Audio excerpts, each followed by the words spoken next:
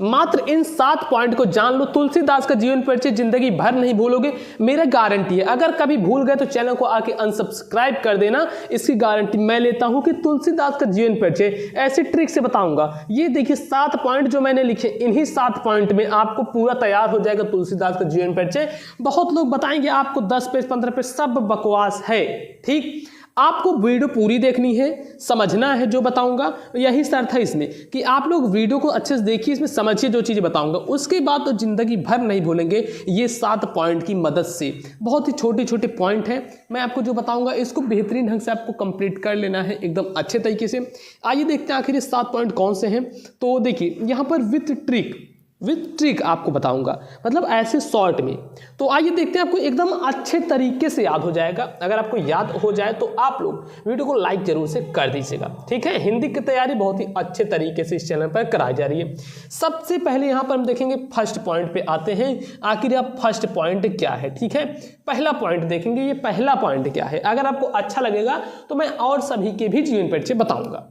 Examiner देखिए आपके यही सब चीज़ें देख के आपको नंबर देगा, ये भी मैं अभी से ही बता दे रहा हूँ। बाकी आप स्कूल के टीचरों को देखे होंगे, वो आपको बहुत बड़ा चीज़ें करवाते हैं, ऐसा कुछ नहीं होता। अभी आप वीडियो पूरा देखिए, आपको अच्छे से समझ में आ जाएगा। सबसे पहला चीज़ जो है, फर्स्ट पॉइंट, आपको यह पता होना चाहिए कि किनका आप जीवन परिचय तैयार कर रहे हैं। तो मतलब नाम, आपको किस चीज़ क्या पता होना चाहिए, इनका नाम पता होना चाहिए, किनका आप जीवन परिचय तैयार कर रहे हैं। तो नाम, अब देखिए इनका नाम क्या है। इनका नाम क्या है, इनका नाम है तुलसीदास। क्या है इनका नाम, तुलसीदास। देखते हैं यहाँ पर तुलसीदास। ठीक है, ये हो गया इनका नाम।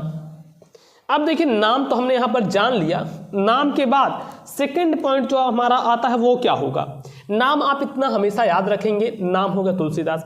सेकंड पॉइंट काफी ज्यादा आपको बहुत ज्यादा इंपॉर्टेंट है, आपको बहुत ज़्यादा हेल्प करेगा इनके जीवन परिचय में रंग लाने के लिए। ये सब ऐसे तरीके हैं, यूनिक तरीके। तो देखिए उसके बाद है जन्म, ये ध्यान दीजिएगा, जन्म और जन्म स्थान, यहाँ पर हम लिखेंगे जन्म। ठीक है, जन्म इनका कब हुआ था। तुलसीदास जी का जन्म 1532 ईस्वी में हुआ था। कब हुआ था, 1532 ईस्वी, 1532 ईस्वी। और जन्म के साथ ही आपको एक चीज यह याद करना है, जन्म स्थान। जन्म स्थान है राजापुर गांव। क्या है इनका, राजापुर गांव। ठीक है, राजापुर गांव, ये हो गया दोस्तों राजापुर गांव। जन्म हो गया इनका राजापुर गांव में हुआ था 1532 ईस्वी। इसको मैं बता रहा हूं आपको 7 पॉइंट, इसको ध्यान से सुनिए। लास्ट में मैं आपको एक बोनस टिप्स दूंगा कि इनको आपको कैसे तैयार करना है। ये सब ऐसे ऐसे गोल्डन पॉइंट हैं जो कि आप याद रखेंगे, एग्जामिनर के सामने इसको आप रिप्रेजेंट करेंगे इस तरीके से, एग्जामिनर का मन भी नहीं होगा नंबर देने का, तो वो दौड़ के आपको नंबर देगा। इसकी गारंटी मेरी है। किसकी है, पीयूष की है। ठीक, अब ऐसे ही जन्म के बाद अब आता है, देखिए माता का नाम, पिता का नाम और पत्नी का नाम। अगर उनकी पत्नी थी तो ठीक है, नहीं थी तो माता पिता लिखेंगे। देखिए इसी में माता पिता थर्ड पॉइंट में देख लेंगे। अगर उनकी पत्नी नहीं होंगी तो एक माता का नाम यहाँ, पिता का नाम यहाँ, और पत्नी होंगी तो माता पिता का नाम यहाँ, पत्नी के यहाँ। ठीक है, जैसे तुलसीदास जी का हम देख रहे हैं तो इनके देखेंगे माता एवं पिता, माता पिता। ठीक है, इनके माता पिता, तो देखिए इनके जो माता पिता थे, माता का नाम था हुलसी, हुलसी। ठीक है, तुलसीदास जी से मिलता जुलता नाम है हुलसी। देखते हैं यहाँ पर लिखते हैं हुलसी। और पिता का नाम था आत्माराम दुबे। क्या था, आत्माराम दुबे, आत्माराम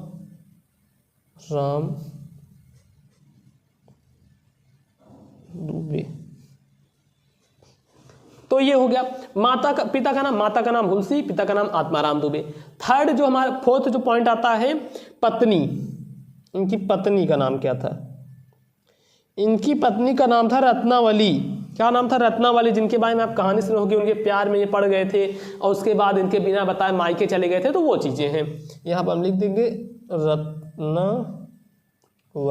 ठीक है, आपको पढ़ाई पे भी ध्यान देना है। उसके बाद है पांचवा जो आता है, अब यहां पर लिखेंगे आप मृत्यु। ठीक, मृत्यु।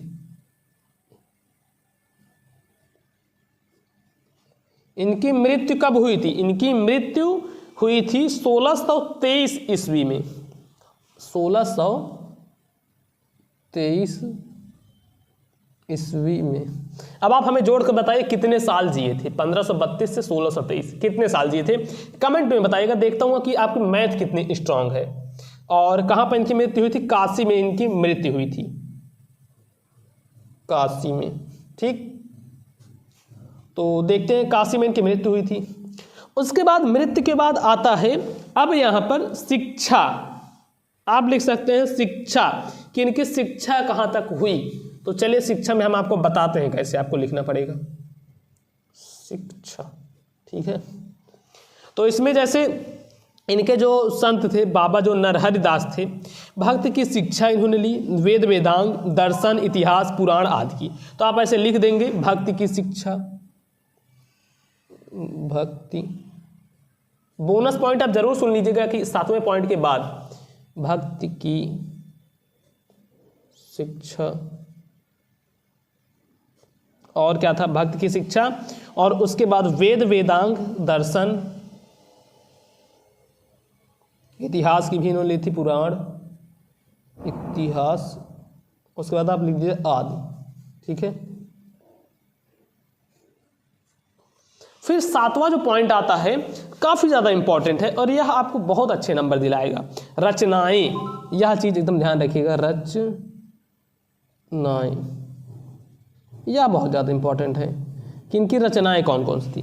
तो इनकी रचनाएं हैं, सबसे पहली आप जानते होंगे रामचरितमानस।